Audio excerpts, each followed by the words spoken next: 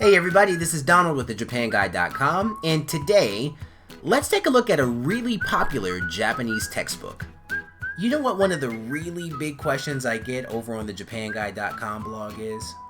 No, Donnie, why don't you tell us? Okay, the question is, how do you start learning Japanese? How do you learn the language? It's a huge one. And it's a question that's really close to me because when I came to Japan, I didn't know doodly squat. I couldn't read hiragana, I couldn't read katakana, definitely not kanji. The extent of my Japanese education was a set of basic Pimsleur CDs that I picked up a few weeks before getting here, and I would just listen to them over and over again. And while that Pimsleur CD did spark an interest in learning the language, and it helped me to learn the stock phrases that were on those CDs, I wouldn't say it was really effective in helping me pick the language apart and find ways to actually produce it on my own. So to that extent, I can't say my Japanese education really began there. I didn't really feel like any confidence came from it. Depending on your job, like if you're at a job that doesn't require you to use Japanese, you can live in Japan a very long time without having to pick up the language, and it's totally cool. To each his own. But for me, I didn't want to walk around and keep hearing everybody sounding like Charlie Brown's teacher. Womp womp womp womp womp womp womp womp womp womp womp womp womp womp womp womp womp. So what was the book? What was the resource that helped me start building my Japanese confidence? The one that got me thinking, maybe learning Japanese might be possible. It was this one. And you'll have to excuse the cover. I have torn it up. It's an old book, the old version. So when we put the flaps together, boys and girls, what do we see? I can't even put the flaps together. Genki, an integrated course in elementary Japanese. And we're going to take a look at this book today, look at the ins and outs, and why I like it so much. There are 5 things that I really and truly like about the Genki One textbook. My number one like for the Genki One textbook is complex made simple. So Genki One takes a subject that's perceived to be really difficult, Japanese, and which can be, but it really takes the fundamentals and puts them in a way that's both fun and easy.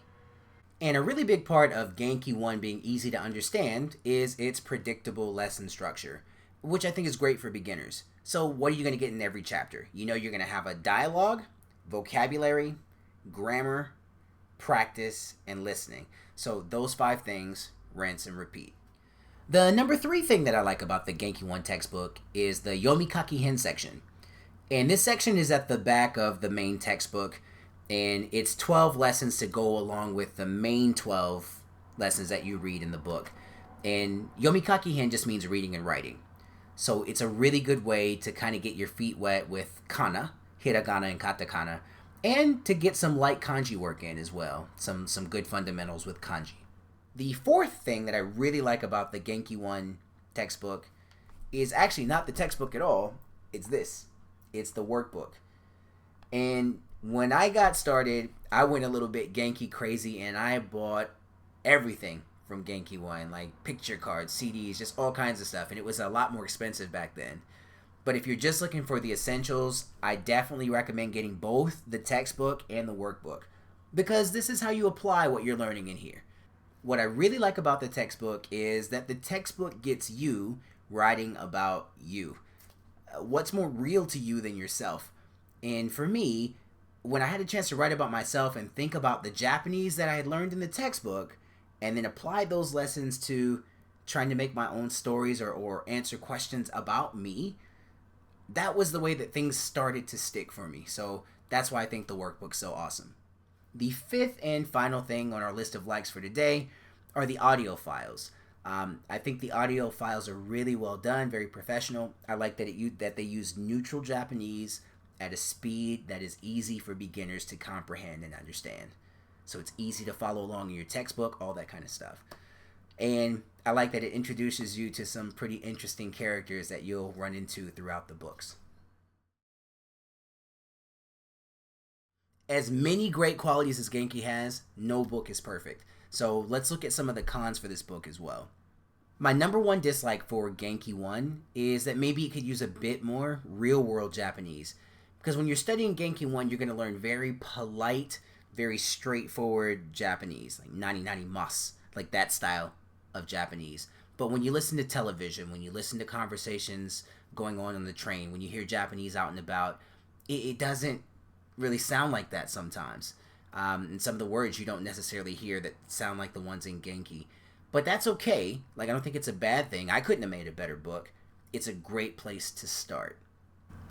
And when you look at Genki 2, there is a bit more real-world Japanese in there, but that's a whole nother review. My second dislike would probably be the writing. It's a bit light on the kana and kanji practice, okay? I think Genki kind of focuses more on the dialogue and grammatical aspects of Japanese, which is super important.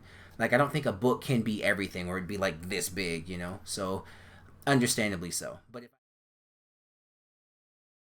the price of Genki One, the latest version, at the time of this recording, when I went to the Amazon store US, was $55.87 for the textbook, and then it was $22.80 for the workbook.